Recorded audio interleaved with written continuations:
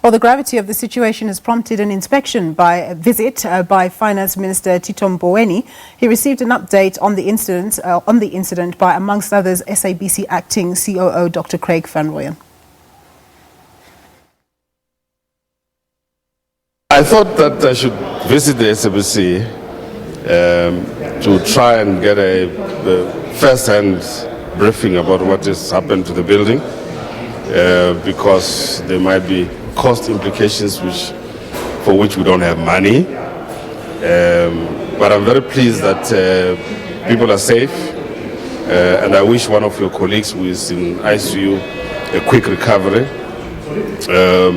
And this really goes to emphasize our concern as shareholders here, that things must go back to normal as quickly as possible. Well, for more on this story, we're joined by the Bemawu President in our Pretoria studios. That's Buisson. Thanks very much for joining us, sir. So we know that you did have a meeting earlier with the SABC. What are they saying is the latest following yesterday's incident? Well, similarly to what we have heard on the news now, we heard a lot of stories. We're actually not interested in those stories. What we're interested in is what is the SABC going to do to fix this problem. I think with that we are very fortunate that no lives were lost and that a lot of lives were not lost. Having diesel spilling from the 17th floor right through the building into the DB system of the SABC, that's the electrical wiring, that is of huge concern, and it could have ended very, very badly for everyone. What we've been briefed this morning in this meeting was to tell us exactly what has happened. Seemingly there was a faulty sensor which did not switch off some pump, and therefore the diesel flooded the building. So that is the bottom line of what we've been told. We have demanded from the CEO, and he agreed to do that, to have this matter reported to the Department of Labour for a thorough investigation, and then also to request the Department of Labour to send out an inspector to each and every SABC building in this country to inspect those buildings, to ensure and certify that those buildings are safe for employees to work in.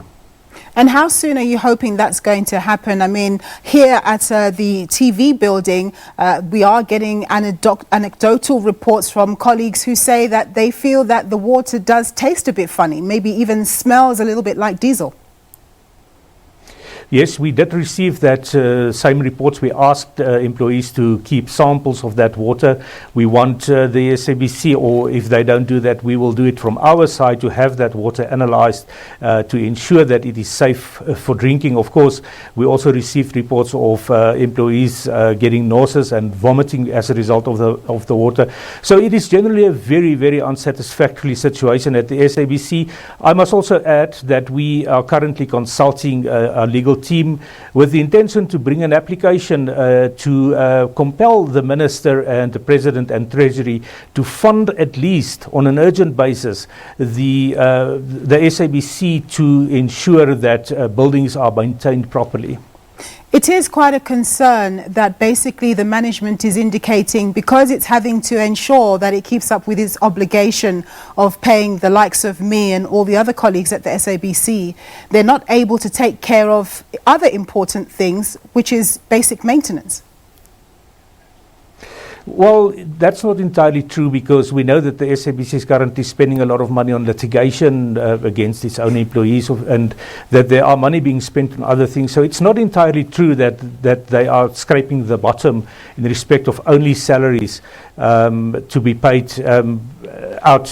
So we believe, however, that they are in a very precarious position. This management should have seen the problems when they took over, and they have. I think that collectively we all should put more pressure on government. As I say, we are investigating an option to bring an urgent application to have the SABC buildings properly maintained, and to provide that money. The SABC is a national key point. It belongs to the government, and of course they must maintain their buildings. All right, Hannes, we're going to leave it there. Thank you very much, sir. That was Buisson. He's the president of Bemawu.